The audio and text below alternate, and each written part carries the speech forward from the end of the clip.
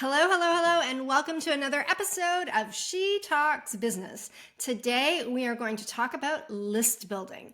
And does size really matter? The truth is, building your mailing list is super important. But what matters more, quantity or quality? Would you rather have 10,000 people on your mailing list or 500 people who open everything you read and buy from you?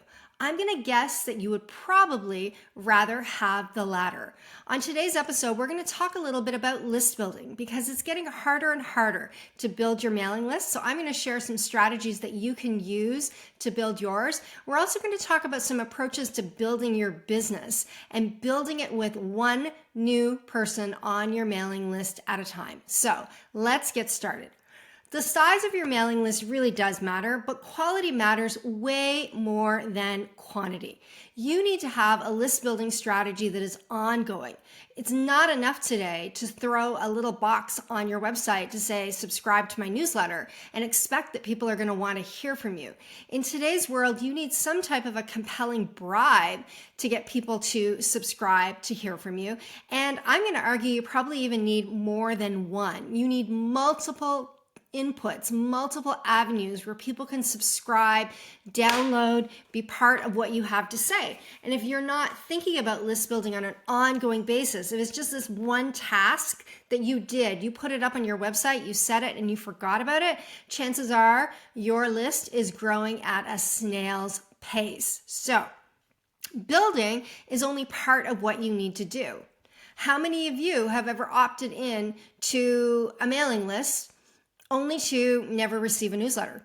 How many of you have opted into a mailing list only to receive promotional pitch after promotional pitch after promotional pitch to the point where you're like, okay, enough, I'm going to subscribe? The truth is, if you want to build an engaged mailing list, what you do after they subscribe matters almost as much, if not more, than what you do to get them to subscribe. You can give away the sun, the stars, and the moon and get people to opt in, but if you don't communicate with them or you don't communicate value to them, the chances of you retaining those browsers and turning them into buyers is relatively slim. You need to create content that is valuable, and you need to do it on a regular basis if you want to keep people on your mailing list. Now, last year I was speaking at an event with a bunch of women who are 7- and 8-figure business owners. And I asked people to raise their hands in the room if you have more than 1,000 people on your mailing list, 5,000, 10,000, yada, yada, yada. And I kept going up and up and up. There was one person in the room that had more than 100,000 people on their mailing list. One. That's not very many. So why is it that women are not as successful as men when it comes to aggressively building their mailing list? When I look at guys like Tim Ferriss and James Clear, Tim Ferriss wrote The 4-Hour Workweek, James Clear wrote Atomic Habits. They have millions of people on their mailing list. So what's their secret besides getting on everybody's podcast they know? What else are they doing? Well, they focus on list building all the time. When you go to their website, you're going to see pop-ups and slide outs, and you're going to see all kinds of different avenues on different pages for you to download different things that allow you to join their mailing list. You're going to hear them talk about joining their mailing list on any episode of a podcast they're on. You're going to see that they name their mailing list something cool that makes you want to be part of it. You're going to see that they deliver valuable content on time every single week. And you're going to notice that they write books. And inside every book, there's also a way for you to subscribe to their mailing list. So these guys are really, really intentional about how they do it. They understand the power of getting people on their mailing list, and they're not doing cheeseball things to get people onto their list. Let's talk a little bit about some of the cheeseball things I'm talking about. I get pitched probably once a month. And the email is always the same. Dear Lisa, I've been following your work for years, and I love what you're doing, and you offer so much content, and I'm hosting a telesummit, and I would really love for you to participate. Would we be able to schedule a quick call to see if you're a fit for our telesummit? And my BS radar goes right away, because I know exactly what they're doing. They're trying to build their mailing list off of me. And so here's what they want.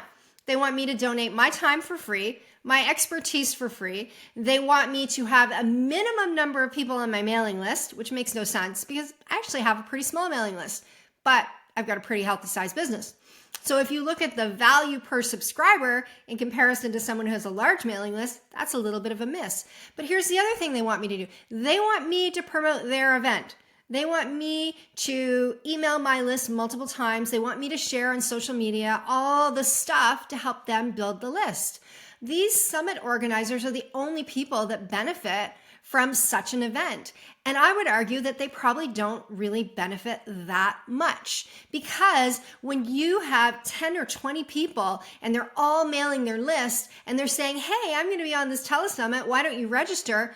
They're not registering because of the other person's telesummit. They're registering because I'm on the telesummit or the other person mailing is on the telesummit. So they have no relationship with you, the organizer. They have a relationship with the talent you invited. So while you might have quantity in terms of building your mailing list, you don't have quality because these people are not invested in you. They don't have a relationship with you.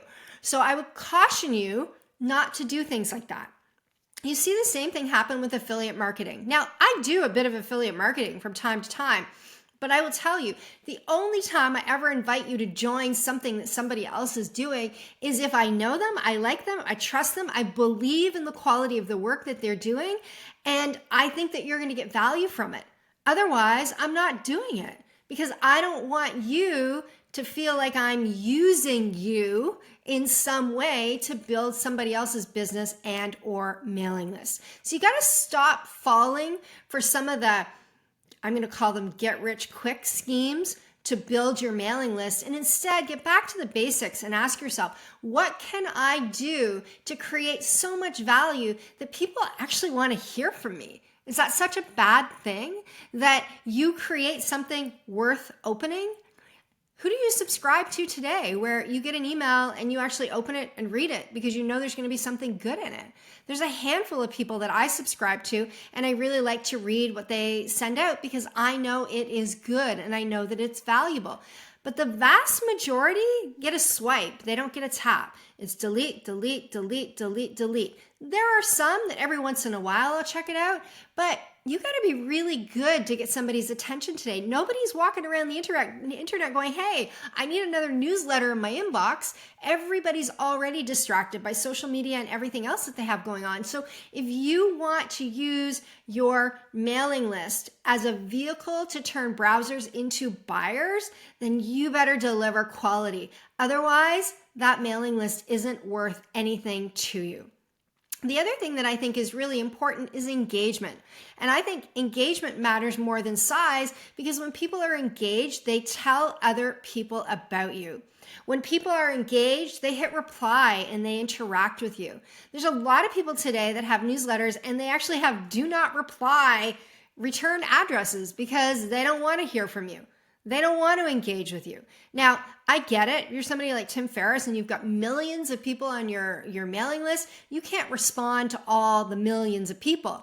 But what Tim does that I like is he says, if you have feedback for me from this podcast or from this mailing, hit me up on X. And he monitors X, or his team monitors X, because I have had him like tweets that I've sent, retweet tweets that I've sent. In fact, my team one day was like, oh my God, Tim Ferriss just liked your tweet.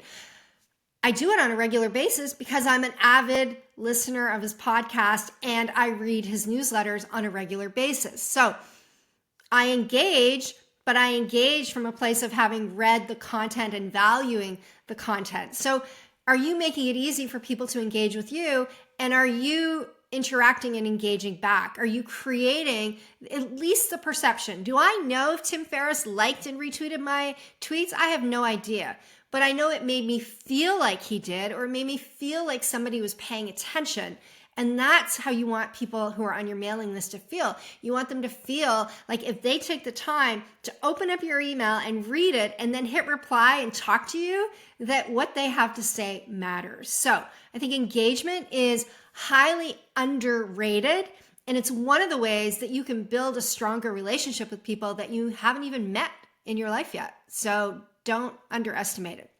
So let's talk a little bit about some things that you can do right now if list building is one of your goals for this upcoming year. It's definitely one of mine. I've been very slack about list building since COVID because I haven't been doing as much public speaking as I normally do. And normally when I public speak, I always have either I'm giving away my presentation or I'm giving away something else, and I've either got a link or a QR code, something that people can scan from the audience, and that helps me to build my list. So I want to share with you some of the things that you can do and I'm going to be doing to get back to basics of building my mailing list. So one, create multiple lead magnets to build your list and use them all the time and use them all over the place. So I'm going to give you an example of something I am doing this year. I created a program. It's called Lisa's Money Mentorship. I mentor this young woman. I've mentored her for years, and she recently asked me a bunch of questions about money. And I said, okay, if I'm going to mentor you on money, I'm going to take what I'm teaching you and I'm going to use it to help other people too. Now, I know that in my business coaching, a lot of time, my clients want to understand more about numbers. They want to understand how to make more money. They want to understand how to build wealth. So I know that me sharing this with people for free is probably going to generate business for me at some point because I've made it very clear that this is a free program. Therefore, I will answer questions in the program for free for everyone. But if you want one-on-one guidance from me, there's going to be a fee. So I've created a container. I've got all this content that I'm going to send out that is very valuable. I could probably charge for this. In fact, I know I could charge for this, but I'm giving it away for free because I want to build my mailing list. I've created a Facebook community and I've created a landing page on my website. So if you want to participate in this, you can go to lisalarter.com/money-mentorship and you can follow along and see. So there's one example of something that I created. Last episode, I talked to you about my planning for the ultimate year. And I gave you the link to download the questions that I have to plan for an ultimate year. If you want to download that, you can get it and you can get it for free. So what I'm doing is I keep creating all these different resources. I'm trying to create one every month or two. And then what I'm going to do is I'm going to use some paid ads and I'm going to advertise to people who've been on my website but who are not on my mailing list. And I'm going to try to build my mailing list by really focusing intentionally this year on giving away value for free. The other thing you can do is you can have specific URLs to build your list. So I could have lisasmoneymentorship.com as an example, and that would be another way for me to use a URL that's memorable and easier to remember than lisalarter.com/money-mentorship. And you want to give away really high quality stuff, whatever it is that you give away, whether it is a checklist, a worksheet, a video recording, a program like this, a free download, whatever it is, make it good. Make it good, because if you make it good, people are going to think, wow, if I got this for free, imagine what my experience will be like if I paid for a service. So the same is true with the content that you're delivering. When you are shipping that newsletter every week, make it so good that people would actually consider paying for it. A lot of people hold on to their value because they think, oh, I have to hang on to my best stuff for my paying customers. It's not really true, because when you are consuming information, it's not the same as the implementation of that information. I can read books all day long, but I'll never learn how to fly a plane. It doesn't matter how many free downloads. I need to get into the cockpit and sit beside somebody and have them show me how to do it in order to be successful. Otherwise, I am going to hurt myself. The same is true with what you do. People may not hurt themselves, but it's hard to operationalize something without somebody there to help you. So don't hold back. Give away great, great stuff. And then do what you say you will do. Show up and deliver value every single week. Be the kind of person who actually cares about the person who subscribes to your mailing list and goes above and beyond to really try to help them. You know, I was reading a post on Threads, and there was a guy who posted something. I don't remember his name, Jeff somebody. And he said, here's an idea for your newsletter. Write down the 52 questions, the 52 most common questions that your customers ask you, and then write out a 20 to 30 minute answer for each and make that your newsletter for the year. Because if they have those questions, other people have those questions. What a great way to provide your customers with value. So really think about how you can show up and deliver value on a regular basis and try not to skip weeks. You are trying to build a relationship remotely, with people who are on your mailing list. You want them to feel like they know, like, and trust you. And in order for somebody to get to know you and like you and trust you, you need to be reliable. You need to show up and do what you say you're going to do and not be a flake who says they're going to send a newsletter but then never does. All right. Okay. Now I want to talk about Nathan Barry. Do you know who Nathan Barry is? I want you to understand and appreciate the value of slow, steady, and strategic approaches. So Nathan Barry started his business with $5,000, and it now does over $40 million a year in recurring revenue. And instead of focusing on, mass market appeal and rapid list building, his focus was what he called $5 an hour activities. And that was manually reaching out to people. So let me tell you a little bit about his strategy, and then I'm going to talk to you about his sales flywheel, because I think you'll find this fascinating. I know I did. So his strategy is, first of all, niche down. Pick one market that you really want to go all in on. Pick a market that you know you can serve and help. Don't try to be Coca-Cola. You are not Coca-Cola. You cannot serve everyone. So figure out who that market is and get really, really clear on what market you want to dominate. Secondly, once you've figured out what that market is, don't sell right away. That's not what your goal is. Your goal is to build, the know, like, and trust factor. Identify the problems that market has and offer solutions. Like my pal Jeff said, figure out what the problems are and then write about how to solve the problems, and people will look up to you and respect you. Number 3, remove obstacles for people. Make it easy for them to do stuff. So Nathan has a technology company, and his strategy was to help you move from one service provider to another frictionless. He made it so easy that the one obstacle that people would typically have to switching was immediately overcome. So ask yourself, how can you do hard stuff to make it easy for people to do business with you? And then the last thing he did is, when he knew people were happy with the service that he was providing, he would ask them for referrals. Now, in April of 2024, he actually posted his direct sales flywheel on Twitter. He laid it all out for people to see. And I think I got liked something like 56,000 times. I'm going to guess you didn't see it, so I'm going to share it with you because I think it's brilliant. And I think it's something that you can do. And I think that this is a great addendum to building your list, because you're building your list because you want to sell to people. You can do the same thing, the same approach to trying to build your list as Nathan has to building his business. It's not hard. It's actually pretty easy, but it is that $5 an hour kind of in the trenches grunt work that most people don't want to do that has helped him to differentiate his company and really build it. So here's what his direct sales flywheel includes. 1, identify new potential customers. So what he does is he uses a tool to find his competitors' customers. So in this case, he wants to know who's using MailChimp. So he uses a tool to identify people who are using MailChimp. I'm sure he asks on social media too. And he identifies people who are using MailChimp that are in the niche market that he is looking to serve. He identifies who the top leads are in that market. And then he looks for their contact information, and or he asks somebody to make an introduction. So now he found them. He has identified them as being a potential lead, and he's found a pathway to actually get to them. The second step is outreach. His outreach includes a personalized message. He's not using Phantom Buster to blast everybody with the same generic message, he or ManyChat.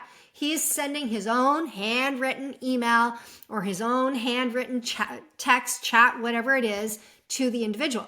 So personalized message, right channel. He's identifying, should I do this via email? Should I do this via Twitter? Should I do this through direct message on social media? He gets really clear about what the right channel is. And then you know what he does as part of his outreach? Here's the golden nugget.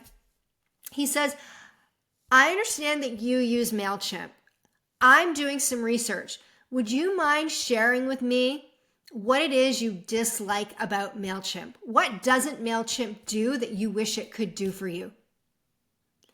Now he's engaging in a conversation with people and he's learning about their business, which leads to step number 3, which is a sales call or a sales conversation.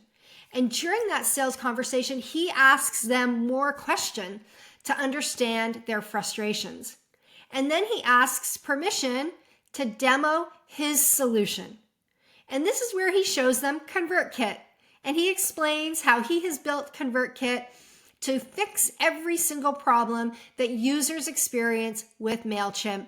And then he takes a moment to share the vision for the company so they now know that there is a solution, where a frictionless solution where he will help them to migrate all their data over if they would like to switch from MailChimp to ConvertKit. Pretty smart. Next, because not everybody buys, he creates a follow-up process. He schedules follow-up in his CRM. And here's what he does that I think is pretty special. He continues to engage with their newsletter and their social media.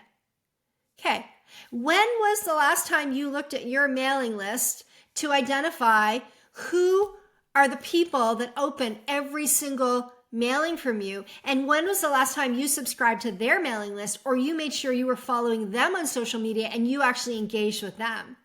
This is a very high touch approach. But we're talking $5,000 investment, $40 million a year annual recurring revenue company, and he is still the solo founder. So this type of thing works. You know why it works? Because it's hard. And because it's hard, nobody does it. Everybody's looking for the AI instant button that is going to make it all easy for them instead of looking for ways to really engage and build relationships with people, which then leads to, you all know, referrals, right? So after he does his follow-up, he schedules the follow-up in the CRM, continues to engage with social media, he eventually gets them to say yes. And when he does, he has what he calls concierge migration. He starts it off with a strategy call. He figures out all the things that they need, and then his team does the actual migration for them so they don't have to do it. They set up all the forms, all the auto, everything that you need. They do it for you, and then they test it. They do a final walkthrough with you to make sure everything works exactly the way you expected it to. Next step, testimonial. Once he knows you're happy, he goes back and he asks you, what were some of your initial hesitations about switching? What are the results that you've experienced since switching?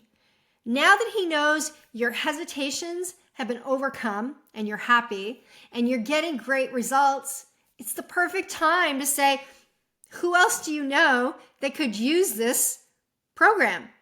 Or, hey, would you mind writing me a recommendation and sharing, or a testimonial and sharing what you just told me about the results you're getting? It's such an easy flywheel, because I don't know if you know what a flywheel is, but a flywheel is like you get this thing going and then it just goes and goes and goes. It's hard at first to get it going. You gotta crank it and get it going. But once it goes, man, it goes. And the last step in the flywheel, the recommendation or the referral, that's what keeps your business going. So now you don't have to do as much heavy lifting because your customers are telling other people about you. So I'm gonna repeat the steps again. Identify new potential customers, do the outreach, have a sales conversation. If they don't buy, follow up. If they do buy, move to the concierge migration. And once everything's up and running and they're happy, ask for a testimonial and a referral. That's all it takes to build your business. And you don't need 5 million subscribers to do it. Think about your own business. Do you know the lifetime value or the average value, annual value of a customer in your business? I mean, if the average value of a customer in your business is 1,000, you only need 100 customers to do $100,000 a year. That's 10 customers a month that you need to get. So maybe you reach out to 30 and you have real legitimate conversations like this and you convert 10. Like, start to think in terms of how to reverse engineer the total number that you need to hit your revenue goals and what the average numbers are, and how do you get those people on your mailing list? How do you have those conversations with them, and how do you convert them into business?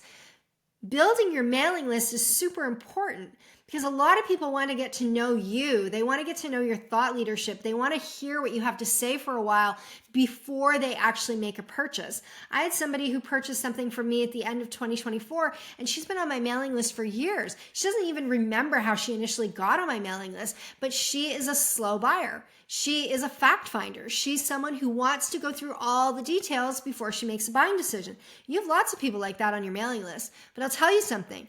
If you only interact with them every once in a while, it'll take them even longer to buy from you than if you actually show up and deliver value on a regular basis. Okay, so now I want to give you some takeaways, some things that you can go and do as a result of what we've shared or what I've shared with you today.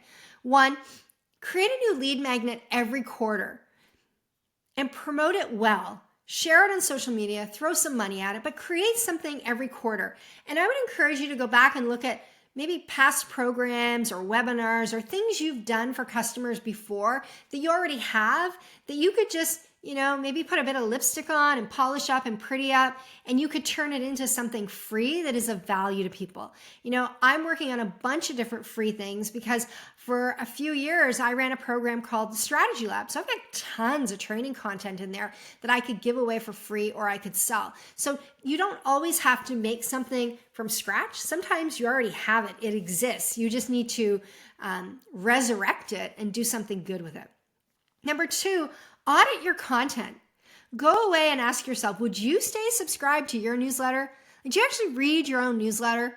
Is it good? Is it your best work? Or is it something you're checking off your list every single week? I know I have weeks where I'm checking the box, and then I have weeks where I'm super invested and I'm recommitting to being invested. I hope you can tell by the podcast, I'm recommitting to being invested in this podcast too. In fact, I'm recording this for the second time because I recorded it the first time and I felt like I raced through the information and I wanted to come back and go through it in a slower, more thoughtful manner because I felt like it would be more valuable to you. Are you doing things like that? Are you actually really dissecting your own work to say, is this my best work? Or are you just putting something out there?